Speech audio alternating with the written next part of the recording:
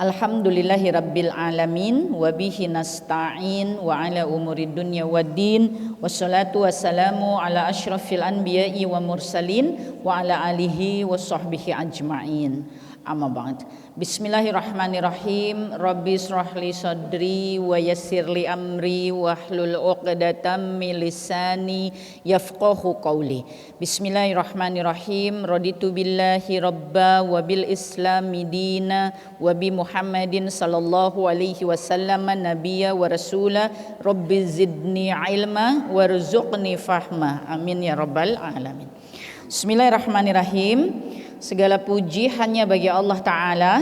Sesungguhnya Allah maha berkehendak, tidak ada daya maupun kekuatan melainkan dengan pertolongan Allah.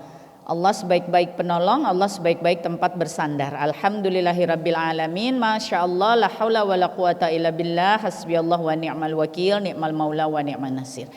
Mudah-mudahan kalimat zikrullah yang menjadi pembuka atau mukadimah dari pertemuan kita pagi hari ini mengingatkan kita kembali, para ayah, para bunda, para muslimin muslimat, bahwa sesungguhnya hidup kita ini sepenuhnya berada di tangan Allah Ta'ala.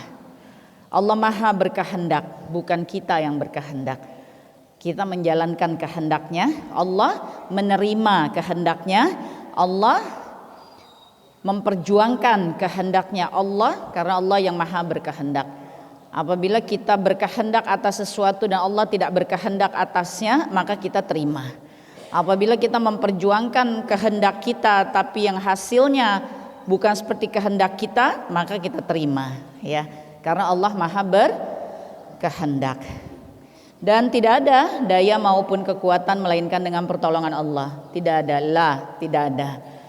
Apabila kita masih mampu sampai hari ini, masih kuat, masih bisa berdaya upaya, fisiknya masih bisa digunakan, pikirannya, ya, keadaan ekonomi masih terkendali di dalam rumah tangga maupun para ayah, para suami harus bekerja keras, lebih keras dari biasanya karena sempat mengalami pandemi global dan seterusnya.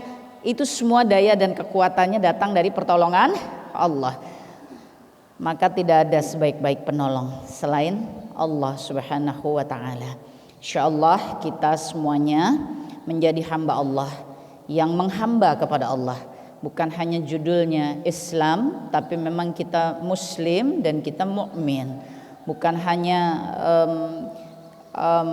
judulnya saja bahwa kita menghamba ibadi, tapi betul-betul melakukan penghambaan kepada Allah Ta'ala. Semoga di sisa umur kita, ayah, bunda, bapak, ibu, semuanya muslimin muslimat, sisa umur kita betul-betul umur yang kita gunakan untuk menghantarkan diri kita kepada husnul khotimah.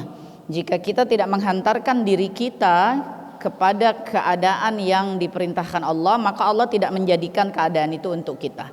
Allah tidak akan merubah nasib sesuatu kaum sebelum ia yang melakukan perubahan itu sendiri. Kalau hari ini kita merasa masih iman suka naik turun, kadang-kadang kehidupan ini membuat kita merasa kecewa dan seterusnya, maka mari kita sadari umur semakin habis. Kalau umur semakin habis, maka hari-hari kita harus semakin ridha kepada Allah Ta'ala. Pada hadis Tirmizi, Nabi SAW mengatakan, sesungguhnya umatku usianya mencapai 60 sampai 70 dan hanya sedikit dari mereka yang mendapatkan lebih dari usia itu. Sehingga kita mesti makin menata diri ketika sudah mendekati angka-angka yang disebut oleh Nabi Allah Muhammad SAW. 60 sampai 70, tapi belum tentu juga sampai, ya, karena semuanya adalah ketentuan Allah Ta'ala. Tapi batas umur dari umat Nabi Muhammad SAW ada di angka 60 sampai 70 dan hanya sedikit yang lebih dari itu, tapi yang kurang dari itu sangat mungkin karena ajal adalah ketetapan Allah sepenuhnya. Maka bismillah, semoga kita bisa menggunakan sisa-sisa umur kita betul-betul sebagai penghambaan kepada Allah, menjadi hamba yang menerima, yang ridha, yang berjuang. Karena Allah menyukai hambanya yang berjuang, maka kita berjuang terus di dalam kehidupan ini. Karena Allah menyukai hambanya yang ridha, menerima segala ketetapan Allah, maka susah senang kita terima, karena itu dari Allah Subhanahu wa ta'ala. Insyaallah Allah jadikan kita hamba-hamba yang sabar dan Allah hantarkan kita menuju husnul khotimah.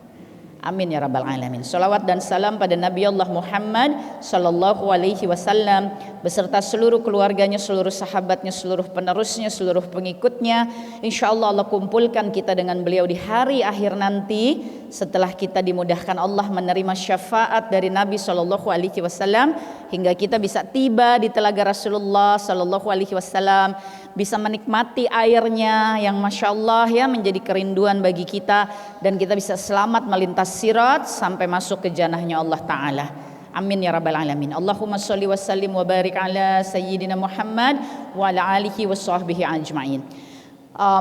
Pada pagi hari ini tema besarnya yang diangkat adalah tentang kekuatan wanita dalam peradaban Islam. Walaupun jamaah pagi hari ini adalah ikhwan dan akhwat ya, maka karena waktu yang sangat singkat, terlebih dahulu kembali kepada mukadimah bahwa sesungguhnya Allah menciptakan manusia dari satu laki-laki satu perempuan. Jadi modalnya tuh sudah setara, satu laki-laki satu perempuan. Allah sebut dalam surah Al-Hujurat ke-13. Ayat ini rasanya sekarang sedang menjadi ayat yang sangat populer di seluruh dunia karena dibacakan pada pembukaan Piala Dunia ya di Qatar. Kali pertama dalam sejarah pembukaan Piala Dunia isinya ada ayat Al-Quran. Masya Allah ya. Al-Hujurat ayat ke-13 menyampaikan sesungguhnya Allah menciptakan atau memperkembangbiakan manusia dari satu laki-laki dan satu perempuan. Kemudian Allah menjadikan mereka berbangsa-bangsa, bersuku-suku ya. Ada perbedaan-perbedaan agar mereka semua saling mengenal satu sama lain. Maknanya adalah proses belajar. Bersuku-suku, berbangsa-bangsa, pasti bahasanya juga berbeda, lalu saling ta'aruf, saling melakukan perkenalan untuk mengambil pelajaran dari satu sama lain, begitu ya. Dan kemudian Allah Ta'ala mengatakan bahwa sesungguhnya yang paling mulia dari seluruh manusia yang Allah ciptakan itu hanyalah yang bertakwa kepada Allah Ta'ala ya, melakukan kebaikan-kebaikan, patuh dan taat kepada Allah dan Rasulnya ya, senantiasa hidup di jalan syariat, menjadi muslimin muslimat yang rahmatan lil alamin ya, menjadi para penggerak dakwah menyampaikan agama Allah ya. Jadi dari suku-suku bangsa-bangsa sebanyak-banyak manusia Allah jadikan yang mulia di hadapan Allah adalah yang bertakwa. Oleh karenanya laki-laki dan perempuan di dalam Islam dalam hal kedudukan, dalam hal hakikat kedudukan itu sudah disetarakan oleh Allah Ta'ala. Dan pada banyak ayat di dalam Al-Quran, diantaranya surah Al-Ahzab ya 39, Allah sudah menyamakan ganjaran bagi laki-laki dan perempuan. Barang siapa yang soleh, soleha, barang siapa yang sabar, barang siapa yang khusyuk, barang siapa yang sholat, barang siapa yang bersedekah, barang siapa yang berpuasa, barang siapa yang berzikir ya, apakah itu laki-laki maupun perempuan, maka Allah memberi ganjaran yang sama. Laki-laki maupun perempuan di dalam Islam mereka bisa mencapai Jannatul Firdaus. Bahkan dalam surah Ar-Ra'd ayat 20, 21, 22 secara khusus Allah menyebut ya, laki-laki, perempuan, suami, istri, anak, orang tua ya, bapak, ibunya, apabila mereka betul-betul menjadi orang-orang yang sabar dalam mencari keridhaan Allah, maka semuanya sama. Allah akan kumpulkan di Jannatul Aden, dijamin oleh Allah Ta'ala. Kunci pembukanya sabar dalam mencari keridhaan Allah Ta'ala, menegakkan syariat dan punya akhlak yang baik, yaitu orang-orang yang membalas kejahatan atau keburukan hanya dengan kebaikan. Maka inilah yang dijamin oleh Allah Ta'ala, orang yang sabar mencari keridhaan Allah, orang yang menegakkan syariat, orang yang akhlaknya baik, karena semua keburukan atau kejahatan dia balas dengan kebaikan, maka Allah jamin dengan surga Aden, maupun laki-laki maupun perempuan. Jadi dalam hal hakikat kedudukan dan juga ganjaran dalam peribadatan kepada Allah Ta'ala, Allah sudah setarakan laki-laki dan perempuan di dalam Islam. Tapi kemudian mengenai kewajiban, maka Allah menempatkan hal yang berbeda, karena manusia jenisnya hanya laki-laki dengan perempuan. Kalau pisang jenisnya banyak ya Bunda. Iya, rupa-rupa ya. Jeruk juga ya. Dari mulai jeruk nipis, jeruk lemon, jeruk apa? Hah? Jeruk baby sampai jeruk Bali yang besar ya, macam-macam. Tapi kalau manusia enggak, kita menyebut buah, wah sudah buah rupa-rupa, segala rupa buah-buahan ya. Menyebut pohon sudah rupa-rupa, menyebut hasil bumi semua sudah rupa-rupa. Tapi menyebut manusia ya cuma dua, laki-laki dan perempuan. Oleh karenanya Allah membagi wilayah tugasnya hanya kepada dua jenis manusia ini ya.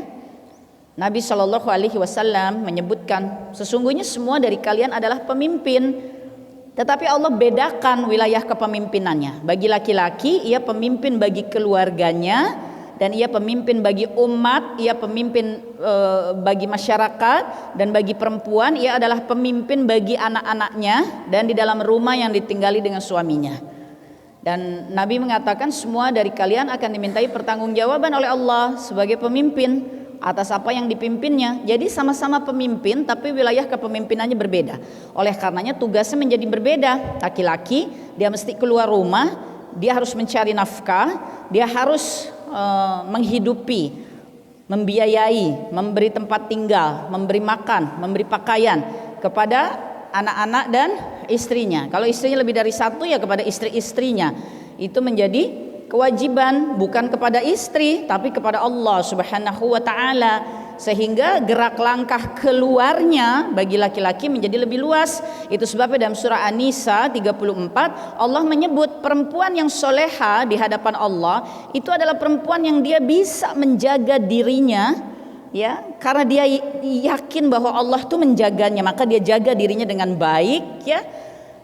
Dan ketika suaminya tidak ada, maka dia menjadi penjaga dari harta ya.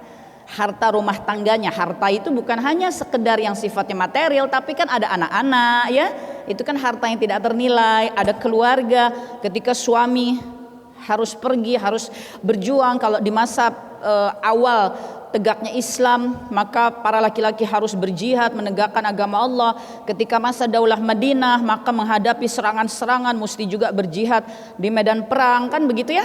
Maka para perempuan ini betul-betul menjadi pemimpin dalam keadaan ketika suami-suaminya sedang melaksanakan kewajibannya kepada Allah, baik dalam mencari nafkah, karena mencari nafkah bagi laki-laki juga itu jihad fisabilillah ya.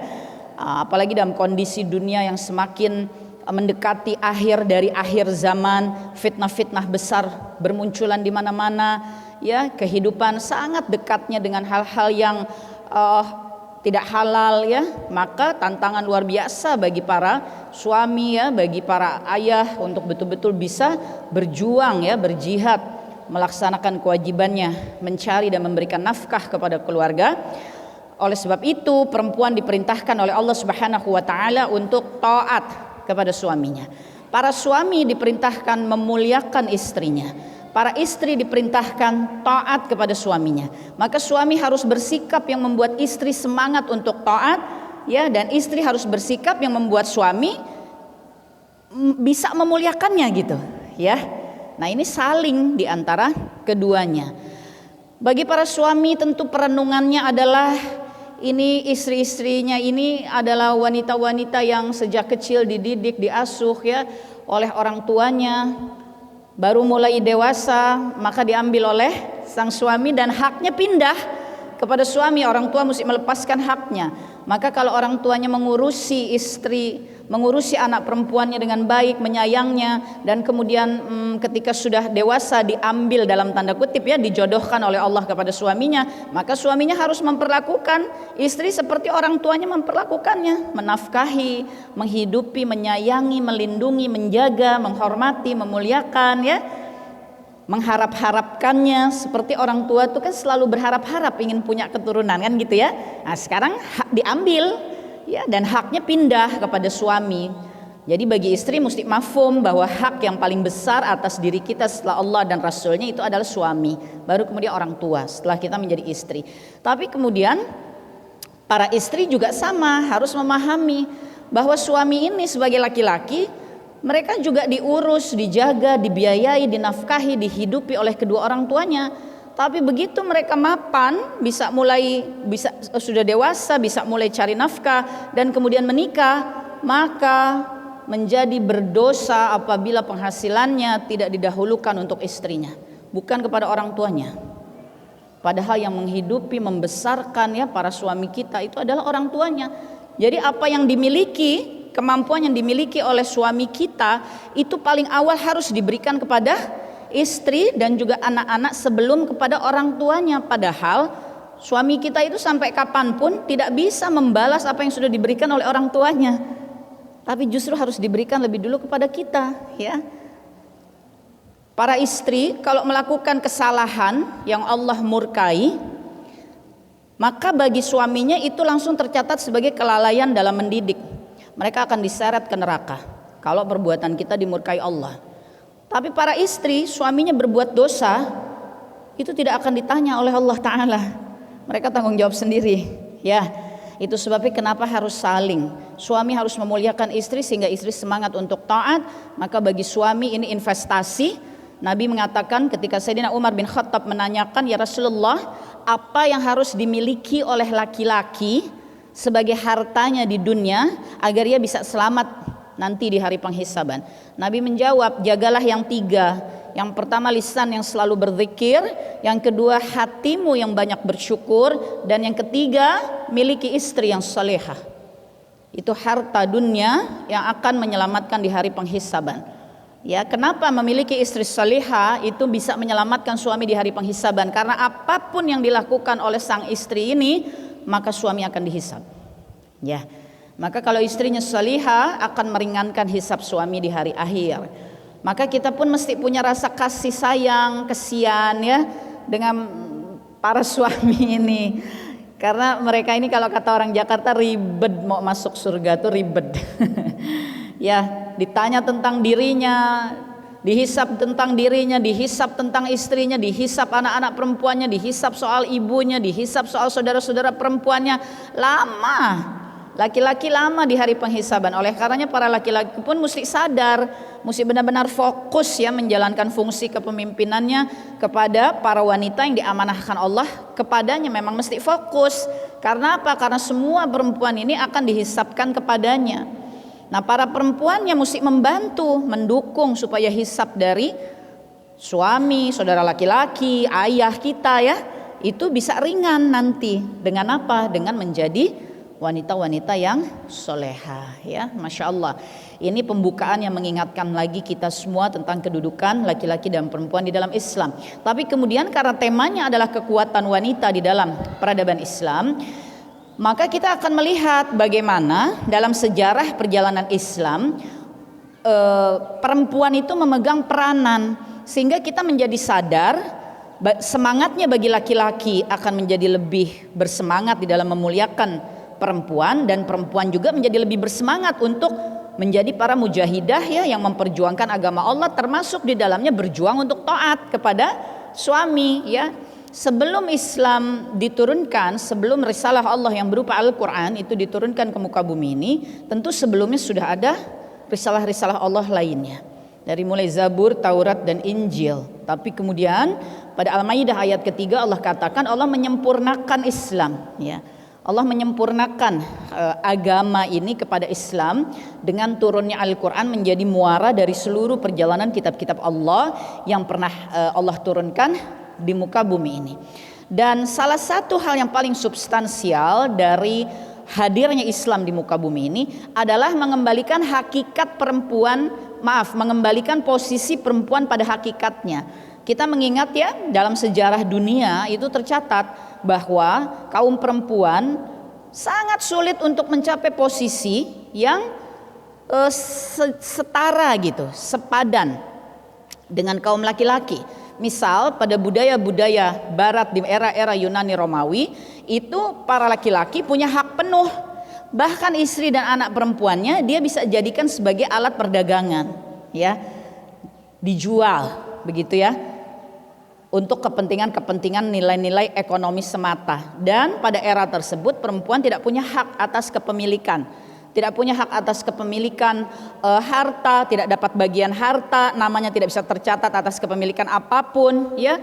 Dia menjadi alat tukar, dia bisa diperjualbelikan, bahkan ayahnya atau laki-laki bisa memberikannya kepada laki-laki yang manapun. Kalau laki-lakinya itu kesepakatan kesepakatan ekonomisnya sudah selesai, bisa ditarik lagi, entah itu istrinya, entah itu anak perempuannya, bisa diberikan kepada yang lain. Ini betul-betul kondisi yang sangat jauh dari hakikat penciptaan manusia. Hakikat penciptaan manusia itu utamanya kan dua. Wa ma khalaqtul jinna wal insa illa liya'budun.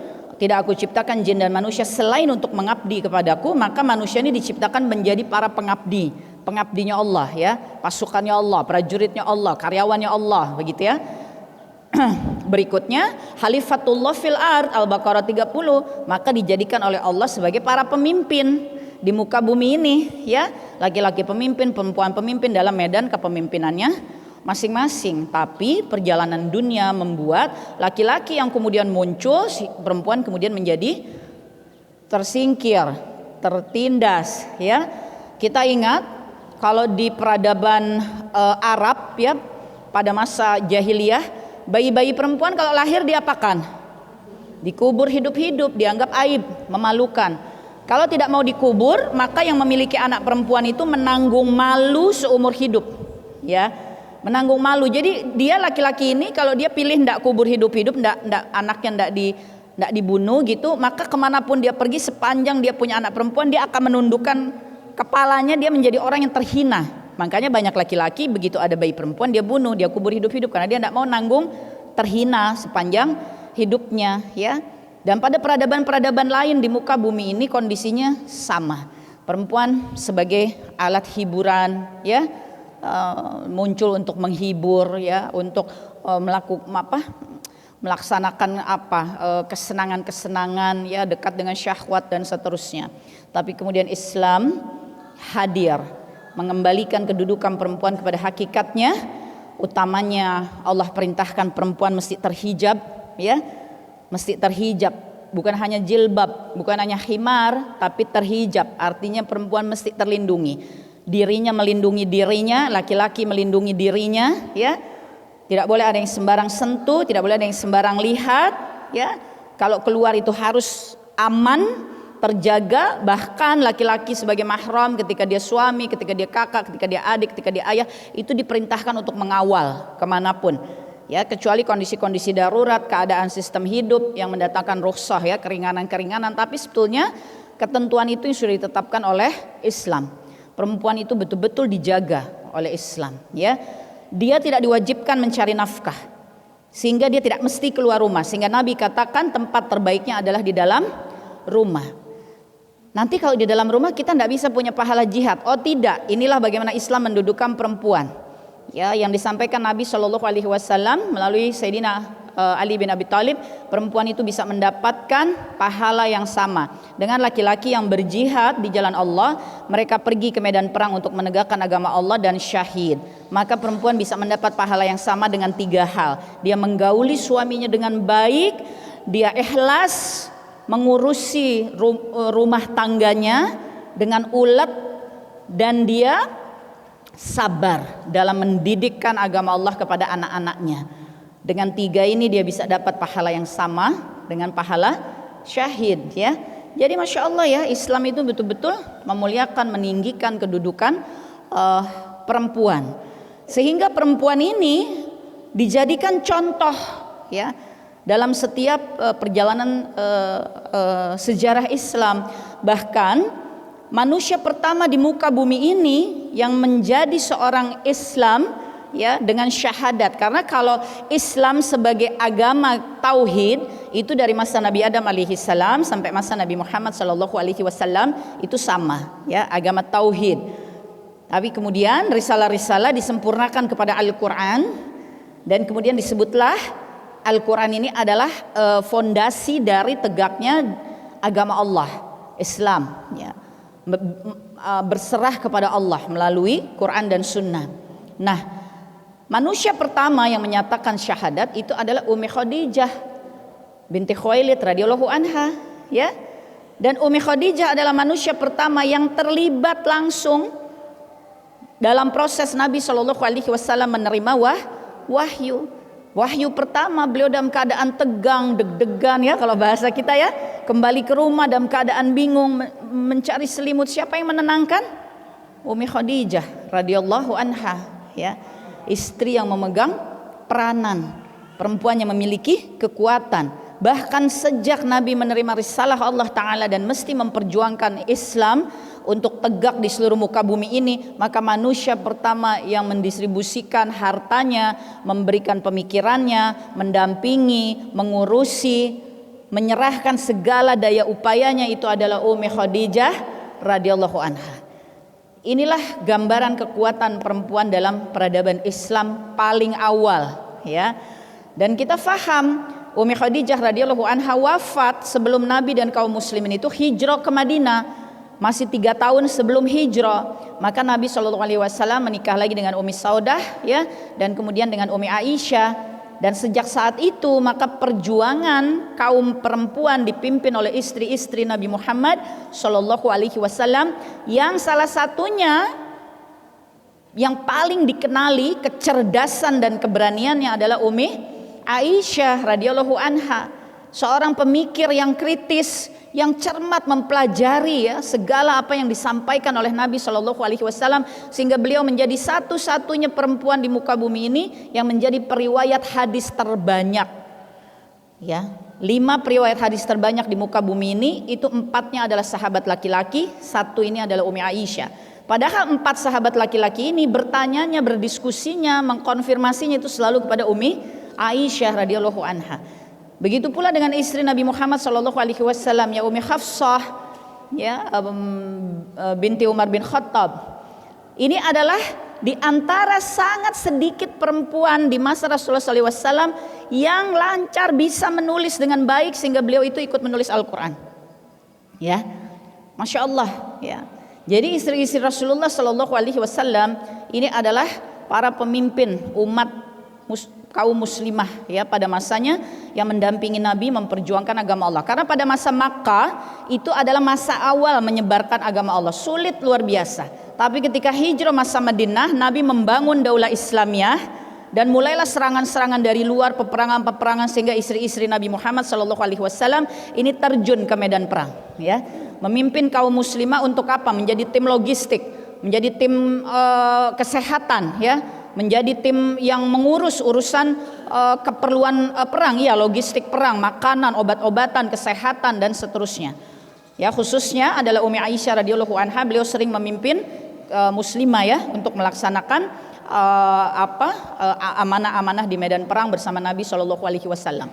Jadi inilah kekuatan-kekuatan wanita ya pada masa awal peradaban Islam. Dan ketika masa berikutnya yaitu masa Khulafaur Rasyidin. Di masa Khulafaur Rasyidin kita ingat Ummi Aisyah itu putri dari Sayyidina Abu Bakar As-Siddiq, dan ada satu kakaknya yaitu Asma binti Abu Bakar. Ingat pada masa hijrah Nabi yang ditemani oleh Sayyidina Abu Bakar dalam perjalanannya ketika harus melakukan strategi ya, masuk dulu ke dalam gua Sur ya untuk mengecoh kaum kafir Quraisy. Maka ketika berada di Gua Sur, tempatnya begitu tinggi, kalau yang umrah kan pasti sudah lihat ya.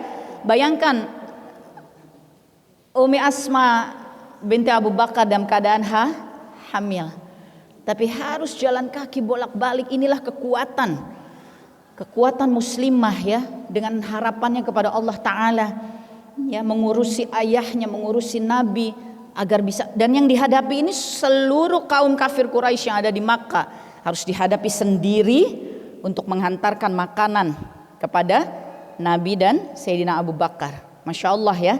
Ini kita jadikan gambaran dan semangat bagi kita juga bahwa para wanita itu berkiprah dalam tegaknya peradaban Islam. Pada masa pemerintahan Sayyidina Umar bin Khattab ya, ada seorang perempuan yang sangat dikenal ya, bernama Syifa binti Abdullah. Siapakah beliau? Inilah wanita paling awal di Makkah yang kemudian menjadi terbebas dari buta aksara, yang bisa menulis, bisa membaca, sehingga beliau yang mengajarkan, termasuk mengajarkan Hafsah binti Umar bin Khattab. Ya, dengan kecerdasannya maka Sayyidina Umar bin Khattab ketika membangun tim, ya, kalau zaman sekarang kita nyebutnya tim kementerian gitu ya, yang mengurusi, kalau kita nyebutnya Kementerian Perekonomian dan Pasar, baik nasional maupun dengan kaitannya internasional, karena waktu itu Daulah Islamiyah sudah berdiri. Itu yang dipilih oleh Sayyidina Umar bin Khattab adalah Syifa binti Abdullah, ya. Maka inilah wanita pertama yang duduk di jajaran kementerian yang mengurusi perekonomian umat Islam pada saat itu, ya. Masya Allah, ini perempuan-perempuan yang berkiprah dalam tegaknya peradaban Islam. Dan yang luar biasa pada masa Sayyidina Utsman bin Affan, itu adalah masa pertama kaum muslim memiliki armada laut, ya. Yang diperintahkan Sayyidina Utsman bin Affan membentuknya adalah sahabat, yaitu Muawiyah. Rasulullah Shallallahu Alaihi Wasallam pernah menyebut tentang hal ini. Beliau sedang tidur beristirahat, ya, di rumah salah seorang sahabiah, di rumah salah seorang sahabat, dan di situ ada sahabiah, ya, yaitu Ummu Haram, ya. Dan ketika Rasulullah terbangun, Rasulullah tersenyum.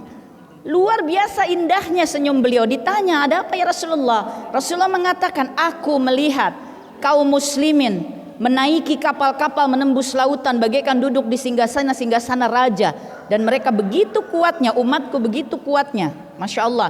Kemudian Ummu Haram ini mengatakan, ya Rasulullah, doakan agar aku bisa menjadi bagian dari umat yang kuat itu. Singkat kata, ketika kaum muslim pertama kali memiliki armada laut, maka armada laut ini berangkat, ya, untuk menyebarkan Islam di wilayah-wilayah yang masih belum bertauhid. Salah satu tujuannya adalah negeri Siprus.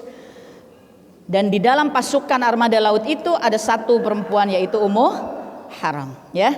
Jadi ada perempuan-perempuan yang memiliki kekuatan dalam sejarah peradaban Islam yang berkiprah. Termasuk kita jangan lupa bahwa universitas tertua di muka bumi ini yang berdiri di sekitar tahun 900 Masehi, 890-an Masehi, yang mendirikan adalah Fatimah Al-Fahri, ya.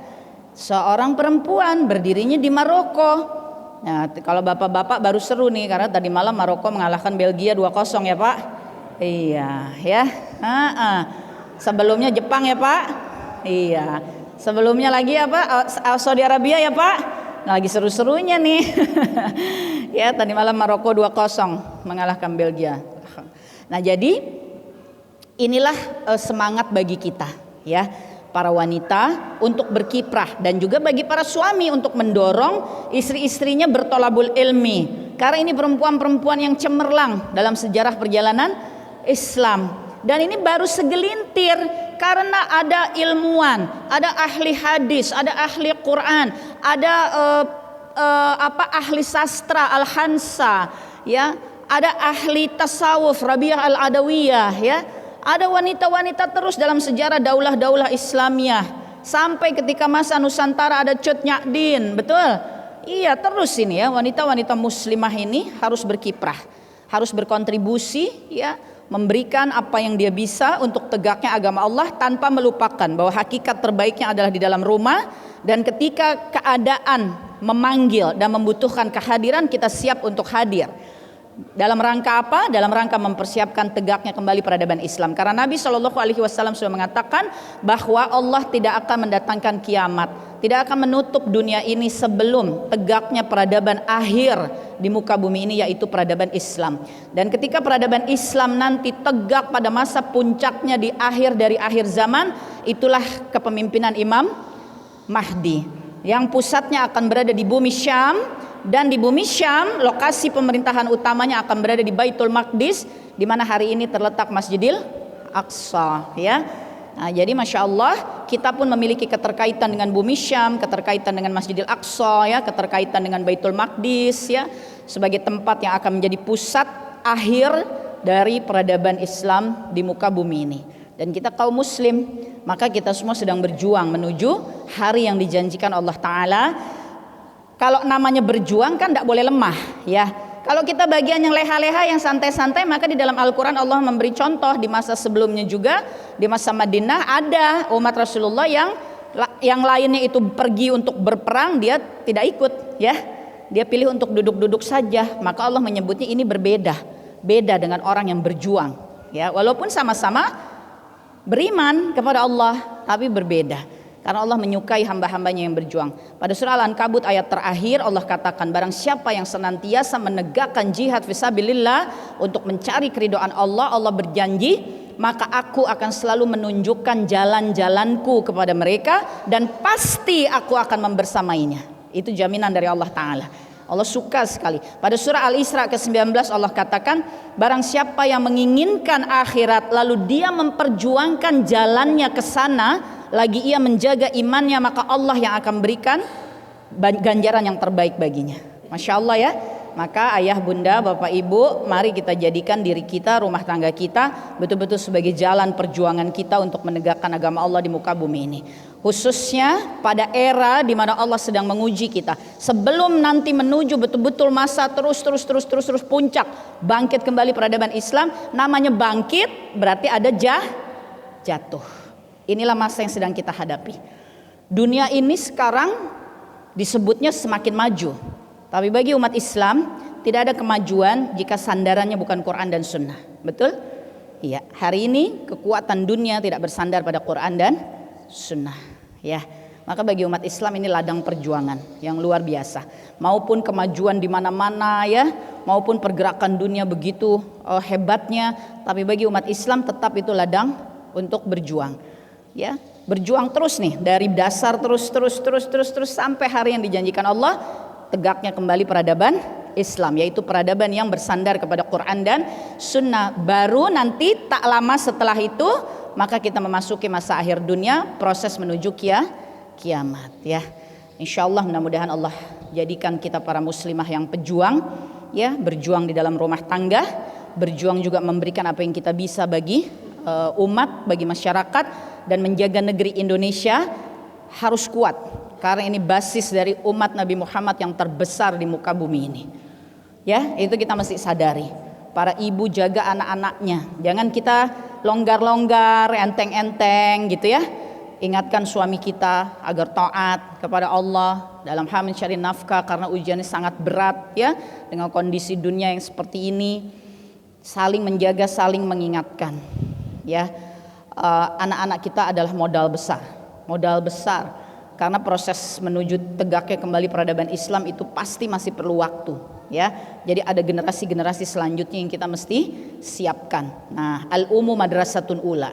Inilah maka para ibu, para muslimah ini selalu ada di medan jihad, di medan perjuangan ya, menyiapkan anak-anaknya dengan kekuatan dirinya. Maka kalau muslimahnya ndak tolabul ilmi, ndak ngurusi masjid ya, ndak ikut terlibat dalam aktivitas keumatan ya, nanti ndak bisa baca medan, ndak bisa baca medan perjuangan. Yang jaga kita adalah para laki-lakinya.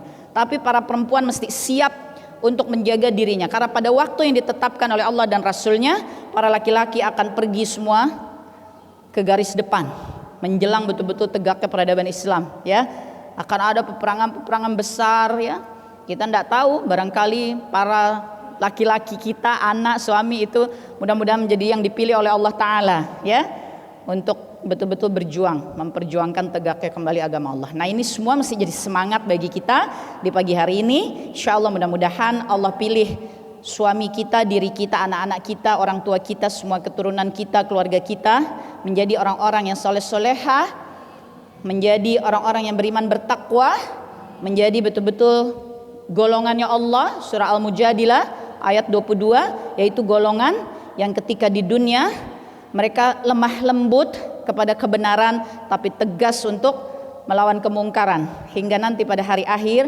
Allah akan kumpulkan mereka menjadi para ahlul jannah sebagai golongannya Allah. Amin ya rabbal alamin. Demikian secara singkat pagi hari ini dari Teteh.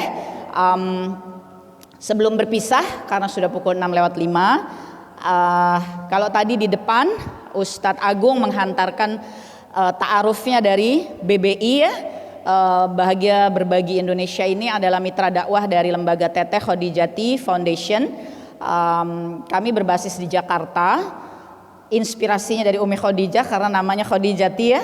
Khadijati amanati, Khadijahku adalah amanahku. Baiti jannati, Khadijati amanati, Khadijahku adalah amanahku.